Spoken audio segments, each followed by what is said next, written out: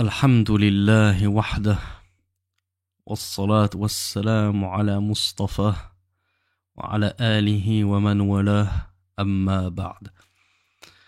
Dans cette troisième sous-partie relative à la croyance, nous voyons la croyance que le musulman doit tenir vis-à-vis des gouverneurs des musulmans.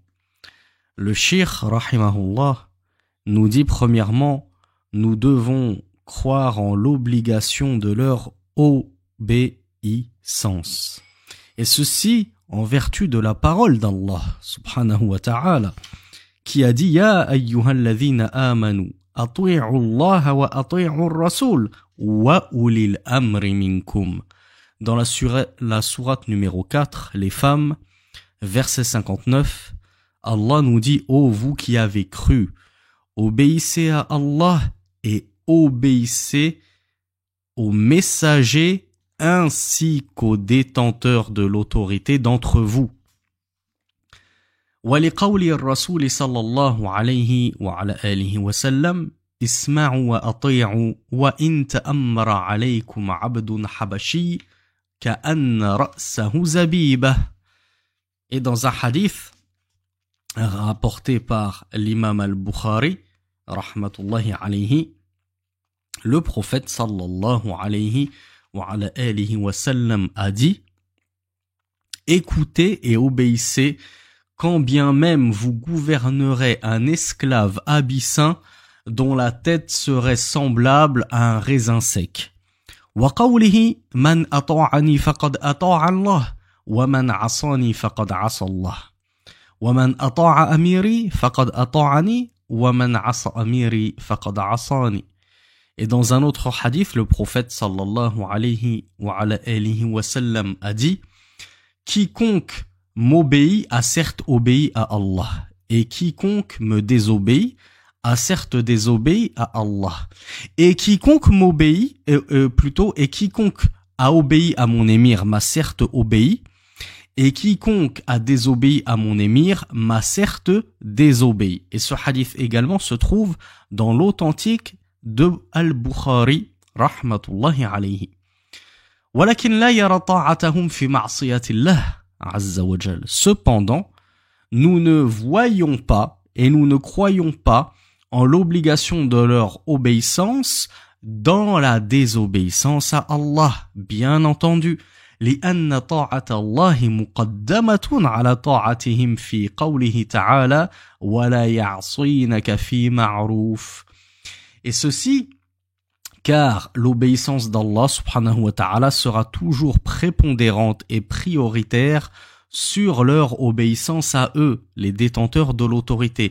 Et ceci, nous le voyons très clairement dans la sourate Al-Mumtahana, l'éprouvé, dans le verset 12, lorsqu'Allah subhanahu wa ta'ala dit au sujet de ses compagnonnes qui prêtaient allégeance au prophète sallallahu alayhi wa alihi wa sallam wala ya'sinaka fi ma'ruf, et qu'elles ne te désobéissent pas dans le convenable. Donc on voit que l'obéissance n'est que dans le convenable. D'ailleurs, le prophète sallallahu alayhi wa alihi wa sallam avait dit innama at-ta'atu fil ma'ruf. Dans un hadith unanimement authentique, il dit « L'obéissance n'est que dans le convenable ». Donc c'est-à-dire que lorsque un détenteur de l'autorité, quiconque a autorité sur toi, t'ordonne quelque chose qui n'est pas convenable, en d'autres termes, une désobéissance à Allah, un péché, une transgression, tu n'es plus tenu de lui obéir naturellement. وقال الرسول صلى الله عليه وعلى آله وسلم لا طاعة لمخلوق في معصية الخالق. Dans un hadith rapporté par l'imam Ahmed ainsi que l'imam Al-Hakim rahmatullahi alayhima, le prophète sallallahu alayhi wa ala alihi wa sallam dit point d'obéissance à une créature dans la désobéissance au créateur. وقوله لا طاعة في معصية الله. De même qu'il dit point d'obéissance dans la désobéissance à Allah. وقال أيضا عليه الصلاة والسلام السمع والطاعة على المرء المسلم فيما أحب وكره ما لم يؤمر بمعصية فإذا أمر بمعصية فلا سمع ولا طاعة. Dans un hadith unanimement authentique, le prophète sallallahu alayhi wa sallam a dit: l'homme musulman est dans l'obligation d'écouter et d'obéir dans ce qu'il aime comme ce qu'il déteste, à partir du moment où on ne lui ordonne pas de désobéissance. Car lorsqu'il est ordonné d'une désobéissance, alors il n'y a plus d'écoute ni d'obéissance.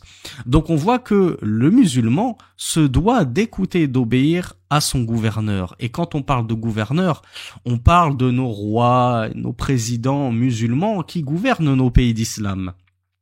Eh bien, on voit dans ce hadith unanimement authentique que le prophète sallallahu alayhi wa sallam a dit fima ahabba wa kariha, dans ce qu'il aime et ce qu'il n'aime pas.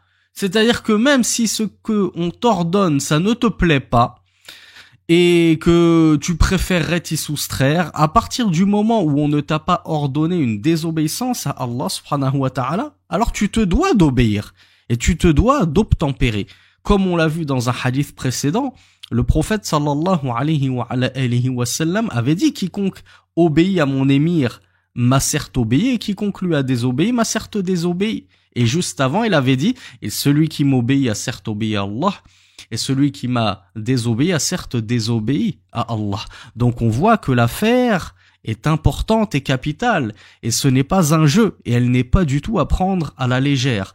La limite, c'est la transgression aux ordres d'Allah subhanahu wa ta'ala et aux lois d'Allah. Si on te l'ordonne, alors n'écoute plus ton gouverneur et ne transgresse pas les lois d'Allah subhanahu wa ta'ala, mais plutôt transgresse l'ordre de ton gouverneur.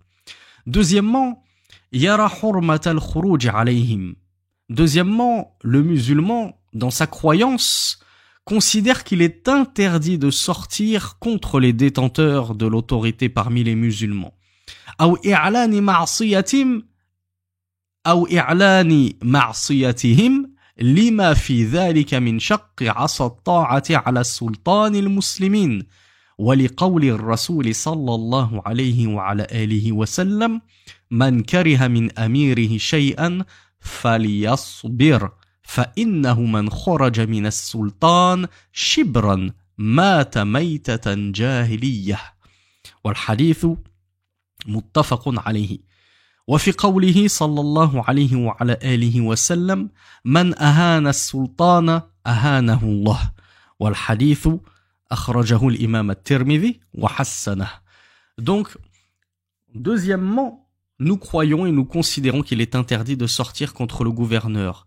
Soi-même, donc si moi je reste derrière mon clavier d'ordinateur et que j'excite les gens à sortir contre le gouverneur sans sortir moi-même, j'incite les gens à aller manifester, à faire un coup d'État, à renverser les institutions, tout en restant bien poltron, caché derrière mon ordinateur dans ma chambre bien douillette.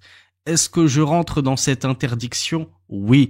Le cheikh rahimahullah nous dit de la même façon que inciter et faire l'annonce de leur désobéissance, c'est-à-dire inciter les gens à désobéir au gouverneur, même si toi tu ne lui désobéis pas toi-même. Faire l'annonce, faire des propagandes anti-gouvernement, anti-monarchie, pour renverser justement le pouvoir en place. Tout ceci est interdit car il contribue justement à la déstabilisation du pouvoir en place dans les pays d'islam. Et le prophète sallallahu alayhi wa sallam a dit à ce titre: quiconque réprouve de son émir une chose. Qu'est-ce qu'il a dit? Qu'il se rebelle, qu'il incite les gens à prendre part avec lui à la destitution de son émir et à son renversement, etc. Non. Le prophète sallallahu alayhi wa sallam a dit: quiconque réprouve de son émir une chose, qu'il patiente, falyasbir, qu'il endure et patiente. Car certes, quiconque sortira de l'autorité, ne serait-ce que d'un empan, shibran, un empan, l'espace et la distance qu'il y a entre le petit doigt et le pouce. Vous imaginez? Tu sors de l'autorité de ton gouverneur, de ton détenteur de l'autorité, d'une distance d'une 15aine de centimètres seulement, eh bien il mourra d'une mort pré-islamique. Il mourra dans Al-Jahiliya, l'ère de l'ignorance qui avait cours avant l'avènement de l'islam. Donc c'est le prophète sallallahu alayhi wa sallam qui nous dit dans ce hadith unanimement authentique, celui qui réprouve et déteste quelque chose de son émir, de son gouverneur, qu'il patiente, car celui qui sort de son autorité d'un empan mourra d'une mort digne de l'ère pré-islamique, al-Jahiliya. Et dans un hadith rapporté par l'imam at-Tirmidhi, rahmatullahi alayhi, qu'il a jugé bon, le prophète sallallahu alayhi wa sallam a dit « Quiconque dénigre le gouverneur, Allah le dénigrera ». Ça nous fait penser justement au premier hadith que nous avons vu, où le prophète sallallahu alayhi wa sallam a vraiment jumelé l'autorité de son émir à la sienne, et il avait jumelé sa propre autorité à l'autorité d'Allah subhanahu wa ta'ala. Donc, quiconque dénigre son gouverneur, Allah le dénigrera. Troisièmement, أن يدعو لهم بالصلاح والسداد والتوفيق والعصمة من الشر ومن الوقوع في الخطأ إذ الصلاح أو إذ صلاح الأمة في صلاحهم وفسادها بفسادهم وأن ينصح لهم في غير إهانة وانتقاص كرامة لقول النبي صلى الله عليه وعلى آله وسلم الدين النصيحة قلنا لمن قال لله ولكتابه ولرسوله ولأئمة المسلمين وعامتهم كما أخرجه الإمام مسلم في صحيحه. Troisièmement, le credo du musulman nous apprend que il convient, donc ce n'est pas une obligation, une recommandation, il convient d'invoquer en faveur justement de nos gouverneurs. Nous invoquons quoi en leur faveur? Nous invoquons pour leur rectitude. Nous invoquons pour qu'Allah subhanahu wa ta'ala les guide sur la droiture, le droit chemin, qu'Allah subhanahu wa ta'ala leur accorde la réussite, le succès. Et est-ce que la réussite et le succès résident autrement que dans l'empruntement du droit chemin, dans le suivi scrupuleux du kitab wa sunnah? Donc, qu'avons-nous donc à ne pas invoquer en bien pour nos gouverneurs afin qu'Allah subhanahu wa ta'ala les corrige en bien, les amène à la rectitude et à la droiture et les couronne de succès dans ce chemin-là? Nous invoquons pour qu'Allah subhanahu wa ta'ala les préserve de tout mal, qu'Allah les préserve de tomber dans l'erreur. Nous ne nous réjouissons absolument pas lorsque nous voyons nos gouverneurs faire des faux pas et prononcer des jugements qui ne conviennent pas d'être prononcés. Donc nous invoquons, oh Allah, raffermis leurs pas, montre-leur la vérité et amène-les à la suivre, et montre-leur l'erreur et préserve-les-en. Donc nous invoquons bien sûr pour qu'Allah subhanahu wa ta'ala préserve nos gouverneurs de l'erreur et de tomber dans le mal, car la rectitude de la Ummah, la rectitude de notre communauté, se situe dans leur rectitude à eux. Si nos gouverneurs sont bons, notre Ummah sera en bonne santé.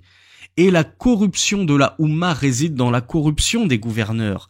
Si nous avons de mauvais gouverneurs, alors nous aurons également une mauvaise Ummah, une mauvaise communauté corrompue, car la Ummah, la communauté, est à l'image des gouverneurs et les gouverneurs sont à l'image de la communauté. Les gouverneurs ne sont suscités de nul autre que de la communauté. Les gouverneurs d'aujourd'hui n'étaient rien d'autre que les enfants d'hier. Et les enfants d'aujourd'hui ne sont rien d'autre que les futurs dirigeants de demain. Donc si nous voulons de bons dirigeants, il faut avoir une bonne communauté. Donc invoquons en leur faveur et ne cherchons pas le mal aux gens. Le prophète, le cheikh rahmatullahi alayhi nous dit, il convient également de conseiller en bien nos gouverneurs, sans les dénigrer et les mépriser et les rabaisser et les déshonorer. Et ceci car le prophète sallallahu alayhi wa sallam a dit dans un hadith rapporté dans le recueil authentique de l'imam Muslim, la religion, c'est le conseil. Les compagnons lui ont demandé envers qui? Alors il a répondu envers Allah, son livre, son prophète, les imams des musulmans. Et par imam, ici, ce n'est pas celui qui dirige la prière. Ici, ce qui est voulu, c'est les chefs des musulmans, les détenteurs des musulmans, wa'ammatihim, ainsi que l'ensemble des musulmans. On se doit d'apporter le bon conseil à l'ensemble des musulmans, aussi bien gouvernés que gouverneurs. Enfin, quatrièmement, le cheikh nous dit « An yujahida wara'ahum wa yusalliya khalfahum ». Quatrième fondement de notre credo, en tant que musulmans, nous croyons qu'il est de notre devoir de combattre derrière les gouverneurs, c'est-à-dire de mener le djihad, la guerre sainte, derrière l'étendard officiel du gouverneur en place.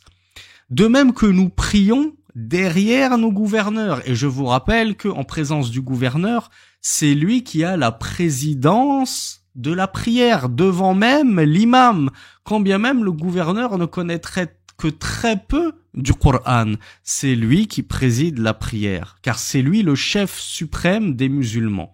Al-Imamul A'zam.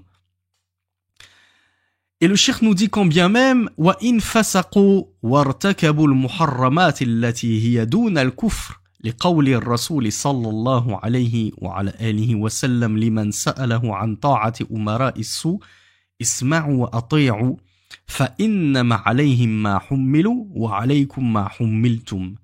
On se doit donc de lutter dans le chemin d'Allah subhanahu wa ta'ala sous leur étendard, sous leur bannière, de même qu'on se doit de prier derrière eux, notamment la prière du vendredi par exemple, et ceci quand bien même nos gouverneurs seraient connus pour leur perversion et commettraient de nombreux péchés, de nombreuses choses défendues et illicites, à partir du moment où ces péchés, cette perversion n'atteint pas le degré de koufr, de mécréance. Et ceci car le prophète sallallahu alayhi wa sallam avait été questionné une fois par un homme au sujet de l'obéissance que l'on doit ou non envers les mauvais détenteurs de l'autorité. Les détenteurs de l'autorité qui sont mauvais.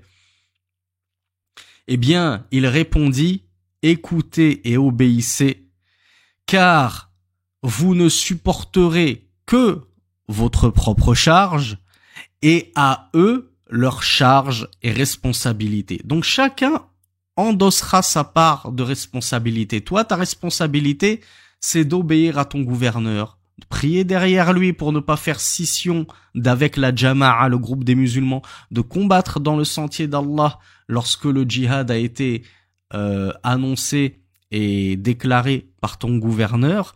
Quant au reste, cela ne te regarde pas que ton gouverneur consomme de l'alcool, fornique, vole les biens injustement de ses sujets. C'est lui qui rendra des comptes à Allah subhanahu wa ta'ala pour ce qu'il a fait de l'autorité qu'Allah azza wa jal lui a confiée. À partir du moment où sa désobéissance n'atteint pas, comme on l'a dit, le degré de mécréance, alors là, il n'y a plus aucune écoute et obéissance à son égard. De même que Ubadah ibn Samit radiyallahu anhu rapporte que le prophète sallallahu, ou plutôt il rapporte et il dit بايعنا رسول الله صلى الله عليه وعلى آله وسلم على السمع والطاعة في منشطنا ومكرهنا وعسرنا ويسرنا وأن لا ننازع الأمر أهله قال إلا أن تروا كفرا بواحا عندكم فيه من الله برهان.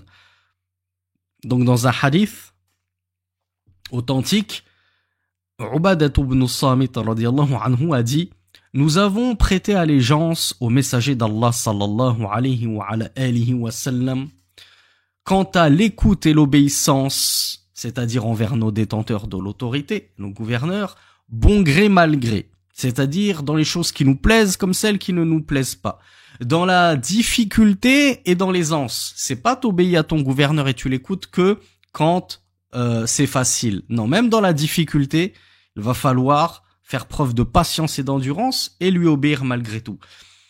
Et nous lui avons donc prêté allégeance de ne pas retirer l'autorité de ses ayants droit, donc ceux qui ont été investis de l'autorité. Il est absolument interdit de venir leur disputer l'autorité et d'essayer de leur spolier l'autorité et de leur dérober le pouvoir. Sauf, c'est-à-dire, et le prophète a dit, illa an taraw kufran bawahan 'indakum fihi min Allah burhan. Le prophète a dit sauf, c'est-à-dire dans un seul cas, que vous voyez une mécréance claire sur laquelle vous avez de la part d'Allah subhanahu wa ta'ala une preuve indiscutable que le gouverneur a bel et bien commis un acte de grande mécréance qui l'a fait sortir de l'islam. Alors, à ce moment-là, et à partir de là, effectivement, il n'est plus légitime et il n'est nullement obligatoire de l'écouter et de lui obéir. هذا والله أعلم وصل اللهم على نبينا محمد سبحانك اللهم وبحمدك أشهد أن لا إله إلا أنت أستغفرك وأتوب إليك وآخر دعوانا أن الحمد لله رب العالمين.